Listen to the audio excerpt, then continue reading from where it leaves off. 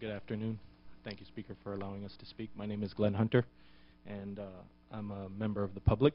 I'm here not to speak on behalf of the budget. I think that's a very important issue, and I hope you guys give it the time it deserves. And I'm very much in support of the children getting the money they need for proper education. But the issue that brought me up here today is one of much concern to me and of great importance, and that is the resolution on the agenda which contains the articles of impeachment.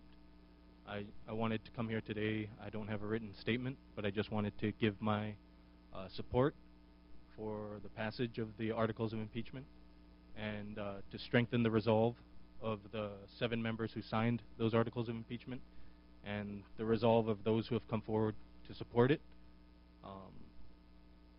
I think of the CNMI as a big tree, and each of the branches are the different portions of that tree. You have the CUC, you have CHC, you have the Retirement Fund, you have PSS. Those are all the branches of our great government, and the government that, at the end of the day, we hope takes care of the people. We all know, I don't need to go through each of those departments or those areas and address all the concerns that they're all going through today. We know those concerns, and we know how much they've been impacted over the past years. We could sit here day after day and we can try and address all those branches individually and deal with the problems that they each have. But if we follow those branches down, they all come to the roots. And the roots of that problem are what are somewhat contained in the articles of impeachment. There is much more that probably could have gone into the articles of impeachment. But I think those points that they laid out are pretty clear-cut, and they're some of the more important issues. As representatives of the people of the CNMI, I want to assure you that the people support the passage of, the majority of the people support the passage of these articles of impeachment. I don't think that's a question. The governor himself has gone on record to say that those that signed these articles of impeachment and those that are showing support for it have done so for political gain, not for political suicide. And knowing that, if it's for political gain, then he too attests to the fact that the majority of the voters are in support of the articles of impeachment. And if you are to support them, you are also gaining political favor with the voters. Understand that well, because that's very important.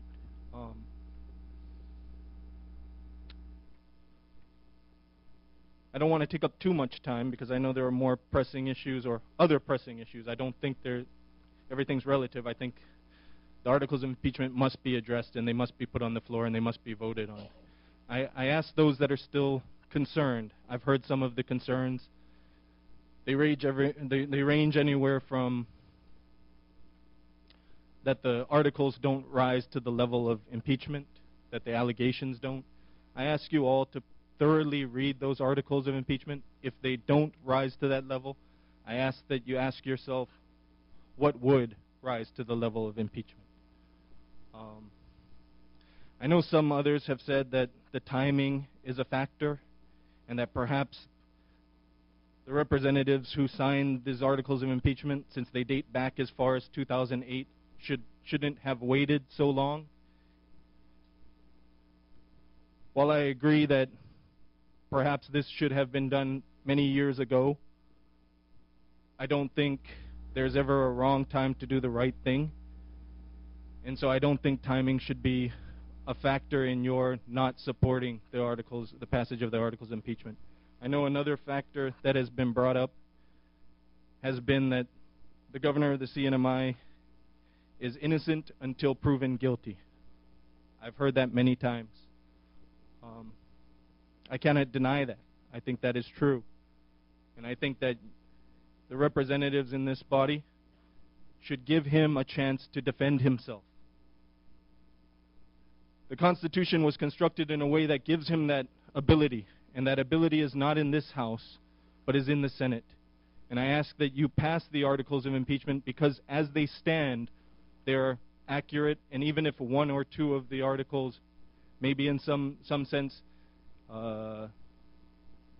not as secure as you would hope them to be, we all know that that there are claims that were made by 7 of the members and are supported by many of the members and many in the community. And the only way the governor will get that chance to defend himself against them or to speak out against them is in the Senate, where they would hold the investigation according to the Constitution, and they would try the articles of impeachment and hold them up to the test that they should be held up to.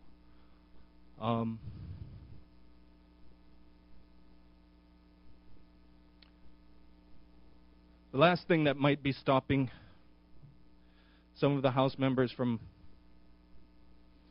either addressing the articles of impeachment or perhaps supporting the articles of impeachment is perhaps a fear. I have that fear. I won't lie. I'm not Superman, and a bullet will hurt me the same way it'll hurt anyone else.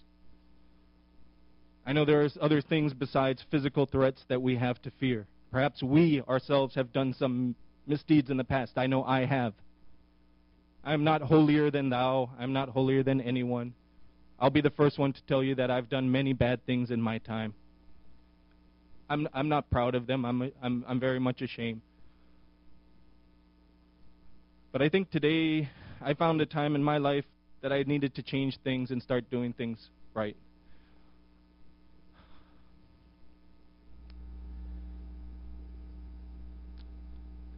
Today was the first day that I sat among a large amount of uniformed police officers since a few weeks ago.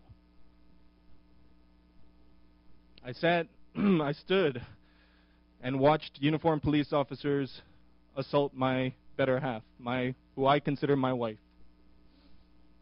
It was hard to do, and I'll provide you testimony on one of the articles of impeachment because I was physically there. They were in the process of protecting the Attorney General, the fugitive Attorney General, and I'll say that on record because it is a fact, from escaping the CNMI and escaping justice. These were officers of the law. These were people that we protect. I mean, we hope will protect us in time of need.